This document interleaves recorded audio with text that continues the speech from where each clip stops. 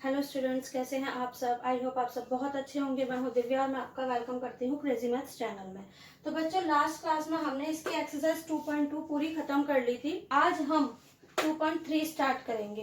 2.3 में क्या है? 2.3 में वैसे तो कुछ नया नहीं है, हमारी वही विधियों का ही यूज हुआ है जितने हमने प्रॉपर्टीज गुण किए थे। हम दो पूर्णांकों को गुणा करें तो शून्य कैसे मिलता है, दो पूर्णांकों को गुणा करने से एक कैसे मिलता है, इस तरह के नंबर्स हैं। तो चलिए 2.3 स्टार्ट करते हैं। तो चलिए देखिए हमारा क्वेश्चन। तो देखिए क्वेश्चन नंबर 1 है, निम्नलिखित में से किससे शून्य निरूपित नहीं होगा। मतलब कि इनमें से प्लस, मल्टीप्लाई, डिवाइड, यहाँ माइनस और डिवाइड दोनों है। इसमें से वो पूछ रहा है किस इक्वेशन को सॉल्व करने पर, किस समीकरण को सॉल्व करने पर हमें जीरो नहीं मिलेगा, मतलब जीरो नहीं आएगा। पहले तो आप एक बात हमेशा याद रखिए, जब भी जीरो हमारा किस कंडीशन में नहीं आता है, अगर जीरो के साथ हम कोई भी नंबर प्लस करते हैं या जीरो के साथ कोई भी नंबर माइनस करते हैं, उस कंडीशन में होता है कि हो सकता है हमारा जीरो ना आए, क्योंकि उसकी जगह कोई ना कोई नंबर होगा, 1, 2 अदर कुछ भी, चाहे वो माइनस में हो चाहे वो प्लस में हो। बस जीरो के साथ जीरो नहीं होना चाहिए, उसी कंडीशन में प्लस माइनस होता है। तो आपको ये बात हमेशा याद रखनी है कि अगर जीरो के साथ कोई नंबर प्लस हो रहा है या कोई नंबर माइनस हो रहा है तो हमें जीरो, तो हमारा जीरो नहीं आएगा। जीरो के साथ जीरो ही प्लस होता है या जीरो ही माइनस होता है, उस कंडीशन में जीरो आ सकता है। ठीक है, तो देखिए सबसे पहले में हमारे पास 1 + 0 ये हो रहा है। अब देखिए जीरो मतलब हमारे पास कुछ नहीं था, उसमें एक जुड़ गया।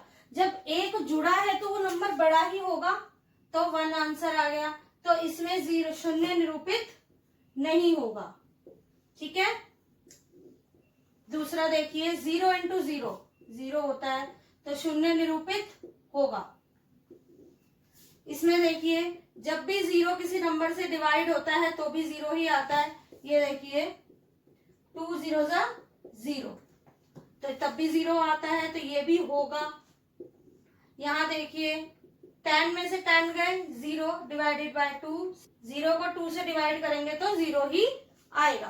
तो आपने देखा सिर्फ प्लस ऐसी कंडीशन थी, इसमें प्लस ऐसी कंडीशन थी जिसमें शून्य निरूपित नहीं होगा, बाकी सभी में मल्टीप्लाई और डिवाइड सब में जीरो निरूपित हो जाएगा। दूसरी बात, अगर यहाँ प्लस की जगह माइनस होता तब भी हमारा जीरो निरूपित नहीं होता, नहीं आता। ठीक है, अब हम करेंगे इसका क्वेश्चन नंबर 2। तो देखिए बच्चों, अब हमारा क्वेश्चन नंबर 2 है, यदि दो पूर्ण संख्याओं का गुणनफल शून्य है तो क्या हम कह सकते हैं कि इनमें से एक या दोनों ही नंबर शून्य होंगे। ठीक है, उदाहरण देकर उत्तर की पुष्टि कीजिए। इसमें वो कह रहा है कि हमारे पास कोई भी दो नंबर हैं जिन्हें हमें गुणा करना है, 2, 3, 4, 5 कुछ भी कीजिए। ठीक है, कोई दो नंबर्स को हमें मल्टीप्लाई करना है, गुणा करना है। तो उसने ये पूछा है कि क्या ऐसी कोई कंडीशन है जिसमें एक जीरो या दोनों जीरो होने पर हमारा आंसर जीरो ही आएगा। तो क्या एक जीरो से ही जीरो आता है या दोनों जीरो से जीरो आता है, किस तरह से होगा, तो हमें ये उत्तर की पुष्टि करनी है। देखिए कोई दो पूर्ण संख्याएं हैं, उनका गुणनफल शून्य आ रहा है। किन्हीं भी दो नंबर्स को जब हम मल्टीप्लाई कर रहे हैं तो उसका नंबर जीरो कब आता है, जब उसमें कोई एक नंबर जीरो होता है। ठीक है, तो 2 के संग, 3 के संग, किसी भी नंबर के संग, यहाँ हम कोई भी नंबर ले सकते हैं, लाइक 2, 3, 5, 10, 20, 30, 40 कुछ भी। ठीक है, उस नंबर को जब हम जीरो से मल्टीप्लाई करते हैं तो हमें हमेशा जीरो ही मिलता है। तो ये प्रूफ हो गया कि दो नंबरों का गुणनफल, दो संख्याओं का गुणनफल जीरो आता है, जिसमें से एक शून्य होता है। दूसरा उसने पूछा है कि एक या दोनों ही शून्य होने चाहिए, तो देखते हैं कि दोनों शून्य होने पर जीरो आता है।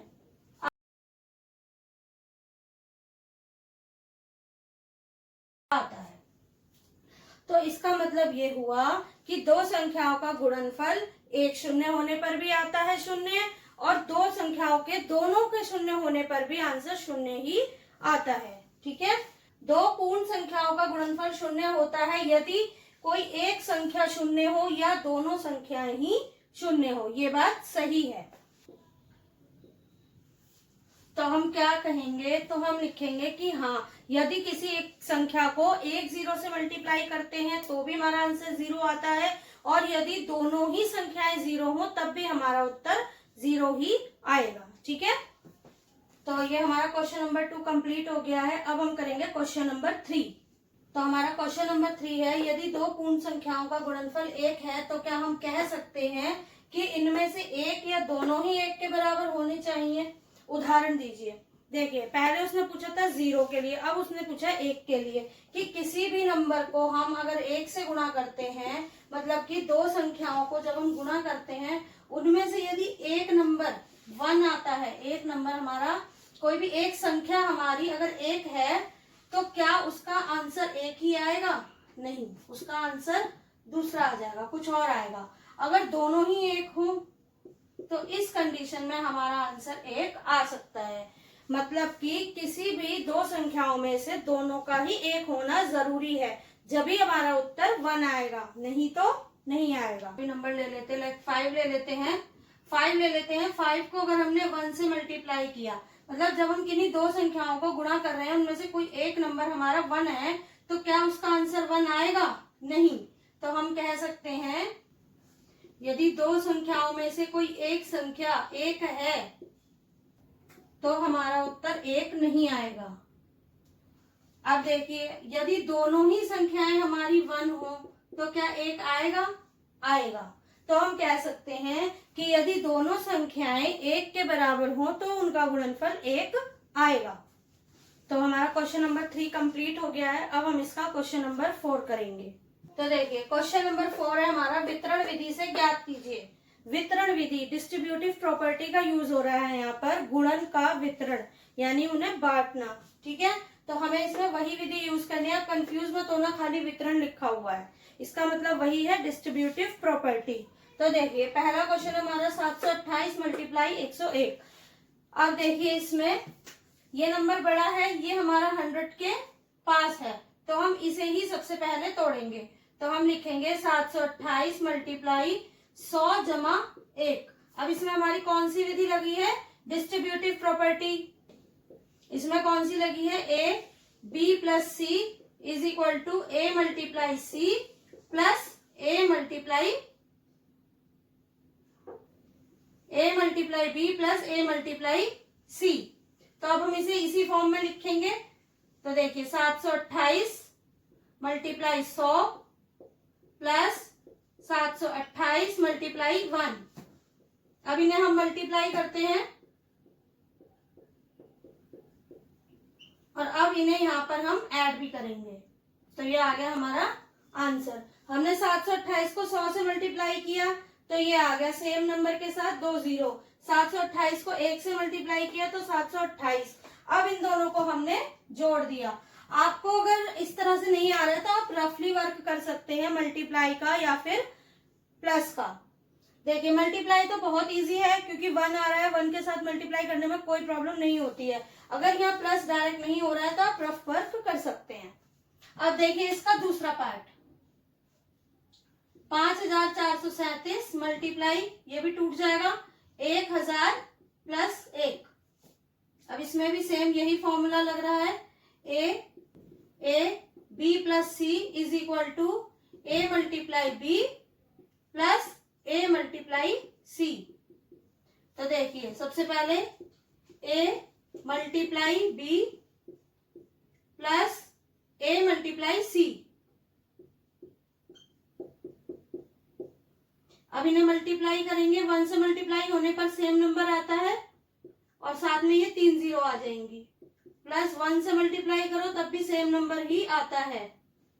अब इन दोनों को हमें प्लस करना है, तो ये आ गया हमारा answer.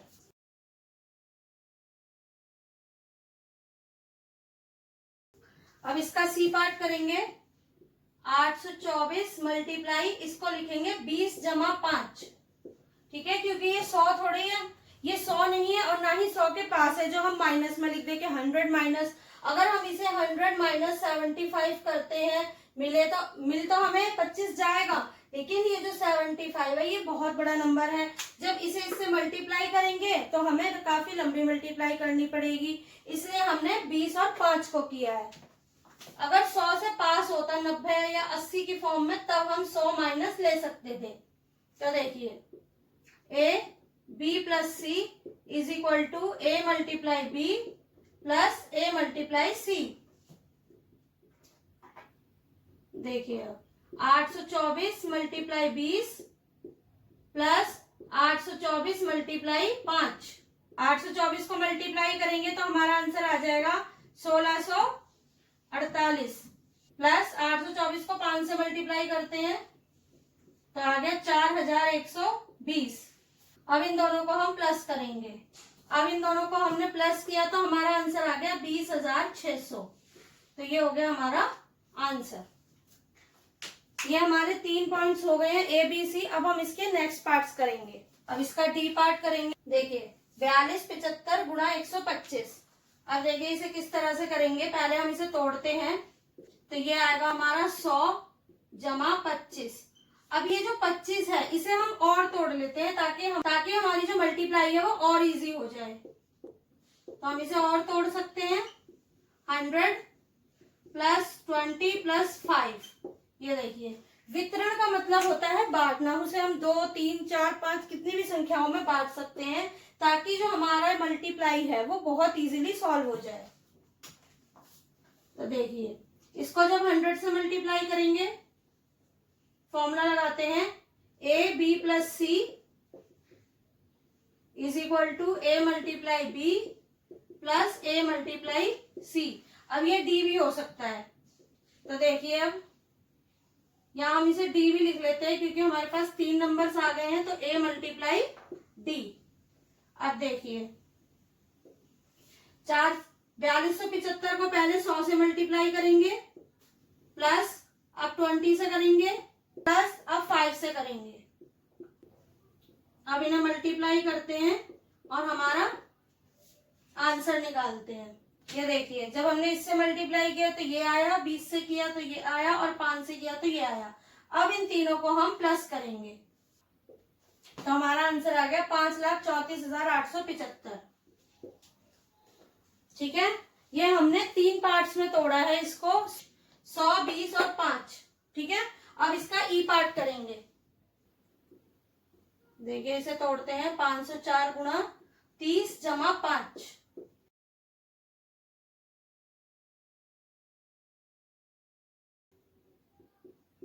A B plus C is equal to A multiply B plus A multiply C. 504 multiply 30 plus 504 multiply 5। अब इन्हें मल्टीप्लाई करते हैं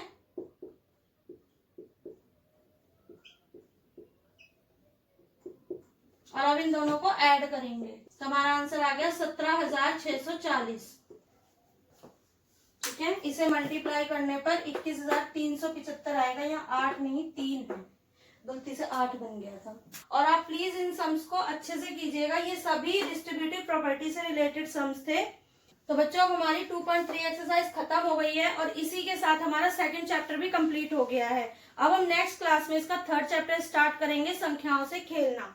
मतलब उसमें किस तरह से मल्टीप्लाई डिवाइड उन्हें करने के कई तरीके हैं। आपको इन सम्स में कोई भी प्रॉब्लम होती है तो आप मुझे कमेंट सेक्शन में कमेंट कर सकते हैं। ठीक है, और अगर आपको ये वीडियो अच्छी लगी हो तो प्लीज लाइक शेयर और सब्सक्राइब जरूर करें। Till then bye bye.